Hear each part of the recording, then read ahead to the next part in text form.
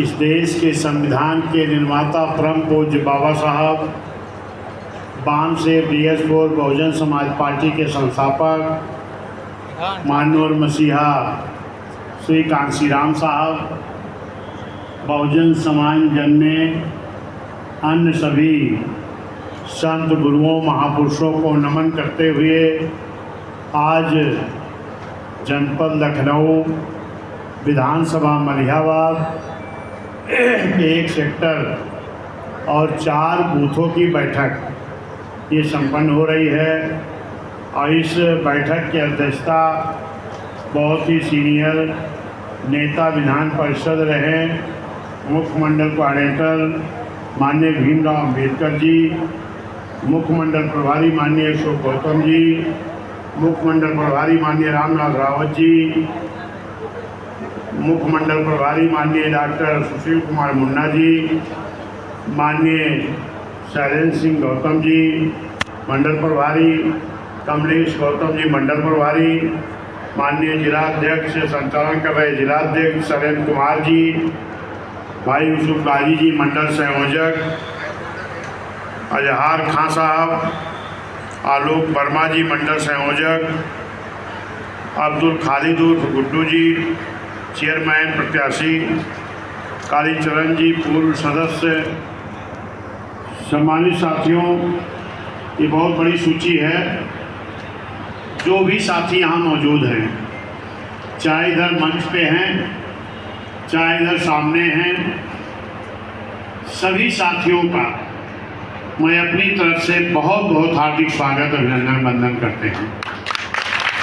सम्मानित साथियों, जिस तरीके आज सुबह से ही लगातार बारिश हो रही थी, उस बारिश को देखते हुए आप लोगों ने जो एक बड़ी संख्या में सेक्टर बूथ की समीक्षा बैठक में मौजूद हैं, ये आपका बहुत सराहनीय कार्य है। इससे लगता है कि आप इस विधानसभा जो मलिहाबाद है, भरी बरसात में आप जब इतनी बड़ी संख्या में आए हैं, तो इससे मुझे महसूस हो रहा कि यहाँ का विधायक भी अपनी आज जिताकर भेजने का काम करेंगे। सही है कि गलत है? सही है ना? और ये जरूरी है। जरूरी क्यों है? क्योंकि बड़ी मेहनत से डॉक्टर BR अम्बेडकर साहब ने हम सभी लोगों का वोट का अधिकार दिए हैं।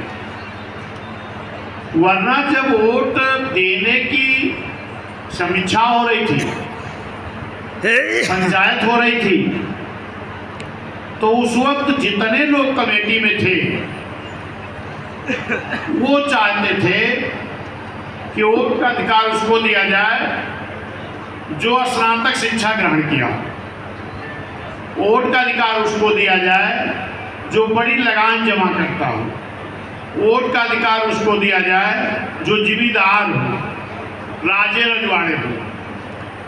अगर ये मानक पूरा करके वोट का अधिकार दिया जाता तो यहाँ जितने लोग बैठे हैं, क्या इनमें किसी को वोट का अधिकार मिला होता? जब हमारे पुरखों को पढ़ने ही नहीं दिया जाता था तो स्नातक शिक्षा कहाँ से होती? और स्नातक शिक्षा नहीं होती तो हम लगान जमा करके जिम्मेदारी राजवाड़ा ये तो हमारे पास था नहीं। लेकिन बाबा साहब ने इसके लिए बड़ी लड़ाई लड़ी। बड़ी लड़ाई लड़के उन्होंने कहा नहीं, ये देश आज़ाद हो गया है। अब इस देश में रानी के पेट से राजा नहीं पैदा होगा, अब वोट से राजा बनेगा। और अगर वोट का अधिकार सबको बराबर का नहीं रहेगा तो सर्व समाज में राजा नहीं बन पाएंगे। इसलिए बाबा साहब ने बड़ी मेहनत करके इस देश में रहने वाले सभी जाति धर्म समाज को बराबर का वोट का अधिकार देके गए। और इस मकसद से दे करके गए थे ताकि हर समाज के लोग विधानसभा लोकसभा जाएंगे, अपने अपने समाज की हित की बात को रखेंगे मेरे बनाए हुए संविधान को ईमानदारी से लागू कराएंगे, ईमानदारी से लागू कराएंगे। क्योंकि बाबा साहब जब संविधान बना के सौंप रहे थे तो उस वक्त बाबा साहब ने एक बात कही थी कि इस देश का संविधान हमने बहुत अच्छा बना के दिया है, लेकिन ध्यान दीजिए, लेकिन अगर इस देश के हुकूमत करने वाले लोग मेरे बनाए हुए संविधान को ईमानदारी से इस देश में लागू करा दें तो इस पूरे देश का, सर्वोच्च देश का उन्नति हो जाएगा।